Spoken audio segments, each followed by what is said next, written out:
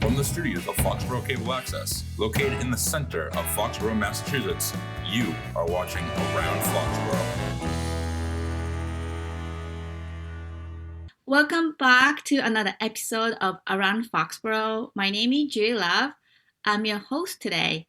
We have a very special guest from our local town. So let's actually introduce her to our show Around Foxborough. Welcome, Lisa. Thank you so much for having me. So Lisa, I know you have multiple roles, but would you please tell us your name and title and what you do? Sure, Lisa Downs, and I am one of the trustees for the board of directors for the Foxborough Discretionary Fund. And a portion of what we do at the Discretionary Fund is we support the Foxborough Food Pantry. So I'm affiliated with that as well. So I know you also coach basketball. Yes. Yeah, I'm also entering my 11th season as the Foxborough High School girls varsity basketball coach. And you have won a state championship before. We've won 2 state championships. Oh, yes. That's amazing. Congratulations. Thank you. Yes, absolutely. And you are really engaged with the community of Foxborough and then helping so many people who are in need in our town. And then we truly appreciate your work. Thank you so much. It's been my pleasure I grew up in Foxborough, we raised our family in Foxborough, so it just seems fitting that we continue to give back. Great. So for our audience who have never heard of the Foxborough Discretionary Fund or Food Pantry, would you please explain about the history, how it started, and then what kind of services you're providing to our community? Sure. It all started in the late 70s by Jerry Rodman, who at that time had just recognized that there was a need in the town. At that time, he had recognized a lot of single parents were head of households and were just having a difficult time, in particular with the holidays. And he wanted to, in the beginning, just help out with providing some toys and wish list items for children. So out of his own pocket, he would stop on Christmas Eve and just drop off random presents at people that he had been made aware of. A couple years after that, he then started a food pantry at St. Mark's Church, along with people, Rotarians from town, and also Jack Othelette. And the food pantry started kicking in at that point. They also then began helping out with people's electric bills and heat at that time. And they would do so by collecting donations from different residents in town. And it was mostly just from people that had heard what he was doing and wanted to contribute monetarily. In the early 80s, my mother, Lorraine Garland, became involved and took over the holiday programs and the food pantry. And so she kind of just started taking off from that point. So she would organize and help run and support the food pantry throughout the year, and then really kick into high gear around the holidays for Thanksgiving and Christmas, where they would get a lot of help from the community and deliver Thanksgiving meals at Thanksgiving, and then turn around in 3 to 4 weeks later and provide gifts and winter coats and another food basket to residents of Foxborough that were in need and who had either come to the Foxborough Food Pantry on a regular basis, or they qualified through receiving free or reduced school lunches at all of the public schools. My parents, when they passed away in the year of 2000, I started taking over at that point because it's just such a great program, and I had been familiar with it through my mother. And it's just something I just wanted to, not lose sight of, and just really continue where their vision had started. And it's just grown exponentially since then. Great. So what is your website or social media that people can reach out, or maybe phone number or email address how people can reach out and ask more questions? Sure. Our phone number at the food pantry is 508-543-5235. Our website is www.foxboroughfoodpantry.com. and we have a Facebook page as well. So we are open at the Foxborough Food Pantry on Tuesdays and Thursdays from 9 to 11. And people can come in during those times. We have a nice confidential office area now that we've relocated to Bethany Church, where people can speak with one of our board members we have a couple board members that work there every Tuesday and Thursday. And they can also, if they can't come to the food pantry, they call that phone number. We do check our messages several times a week, and we're able to get back to people. And we meet as a group to discuss any bills that need to be paid with people that come forward. And we really like people to know that we're just kind of a Band-Aid. We're just getting people from one spot to the next. We're not able to regularly help out with people's, rent payments. We're just trying to get them to where they can then take over, on their own.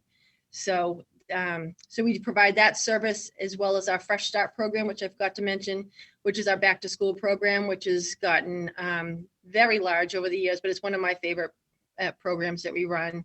Each student in Foxborough between kindergarten and 12th grade will receive a gift card for clothing and a backpack with all of their grade specific supplies in August. And so that's, again, something we accept monetary donations for, as well as backpack donations. But this past year, we provided them for just under 300 children. That is absolutely incredible. And I know I had a pleasure of writing an article for the Foxborough Reporter about during the COVID-19, where head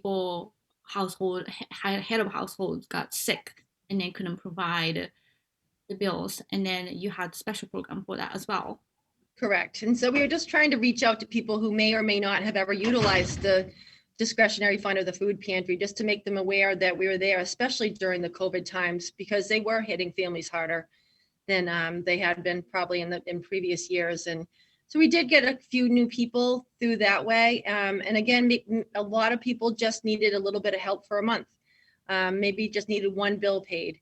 And then we haven't heard from them since, which is, that's what we want. We want people to become self-reliant, and we're just there to help out, in a little bit in their time of need. And we were happy and fortunate that we were able to do that. Yeah, it's just such an amazing organization, and then volunteers, and we truly appreciate your help. Thank you.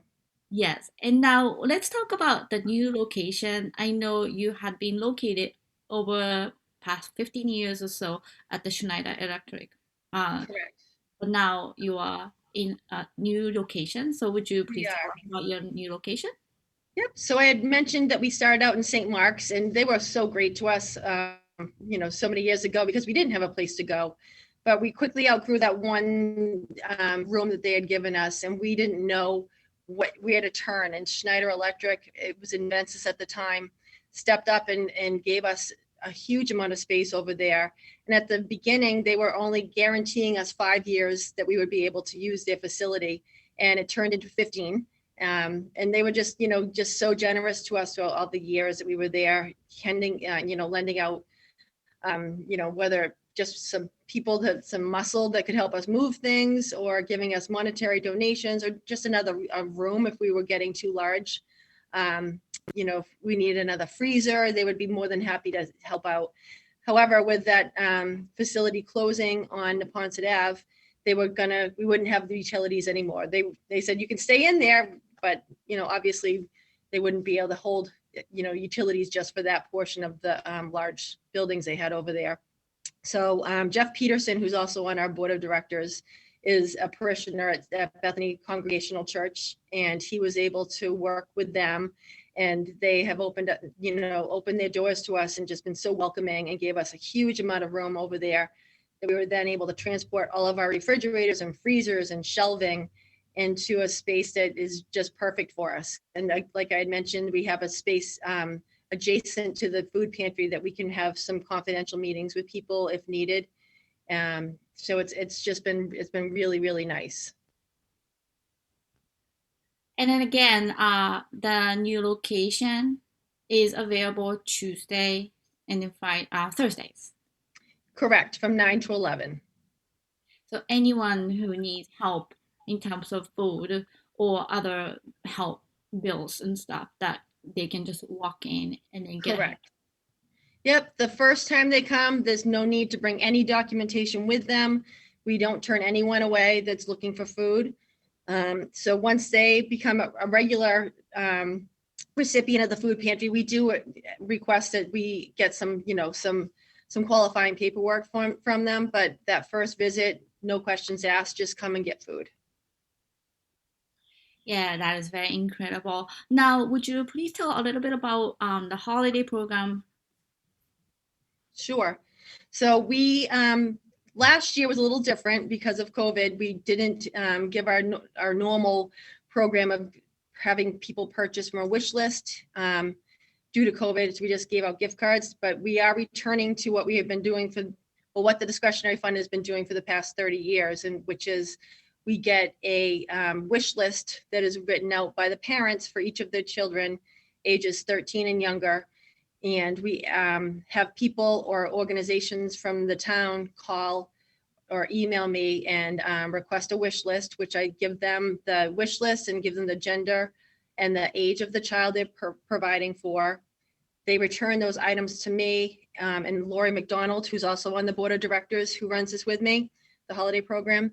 And everything's returned unwrapped so that the parents can actually see the things that their children will be receiving. And then they can also be a little bit more engaged with it by wrapping the presents. So they'll have, some familiarity with what the children will be receiving on Christmas or whatever, whatever they celebrate. And so that's this year we are going to be having all the recipients pick up from us on December 21st. And so in St.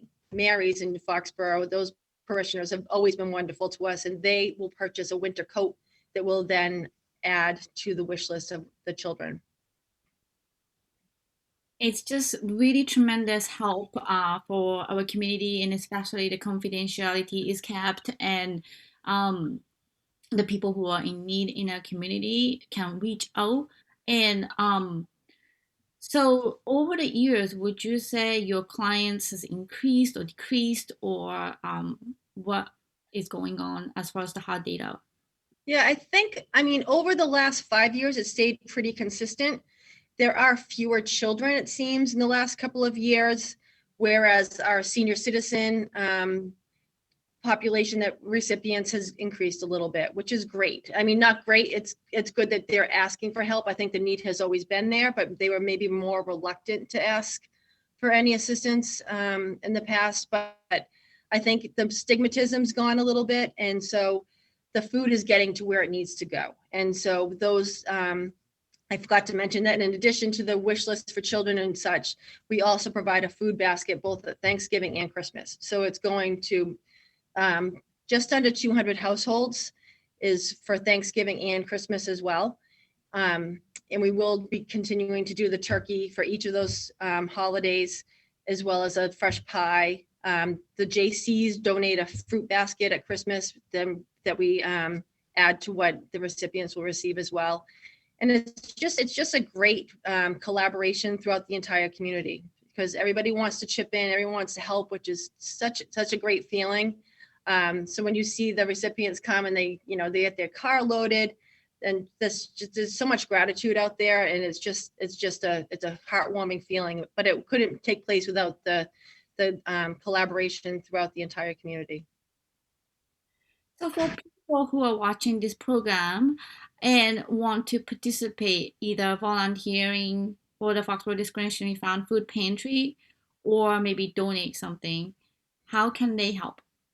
Sure, they can. The best way is to call our food pantry line, the 508-543-5235. Right now, we're pretty good with volunteers. We do try to keep a constant, especially with COVID, we're trying to keep the same people volunteering within our food pantry. So that part is right now pretty good. That's not to say it's not going to change after the holidays and in the spring. But if they'd like to contribute toward the program, they can also call that number, and I would return their phone call.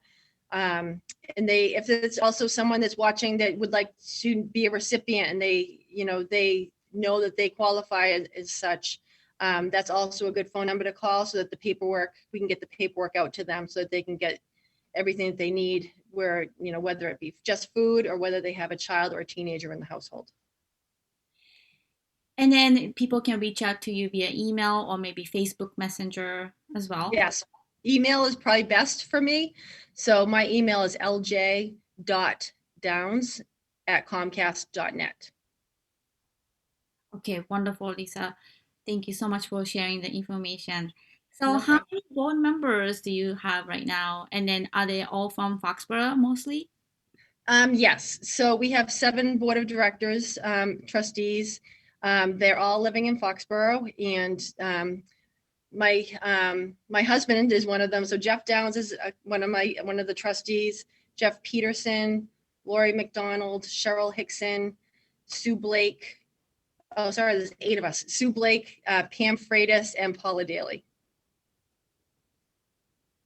Wonderful. And then they all volunteer their time to help other people. They do, and it's a year-round commitment, and we all just kind of have worked together for it's a good little team. So we all kind of have our programs that we take responsibility for, and we ask for help when needed, and it all seems to come together.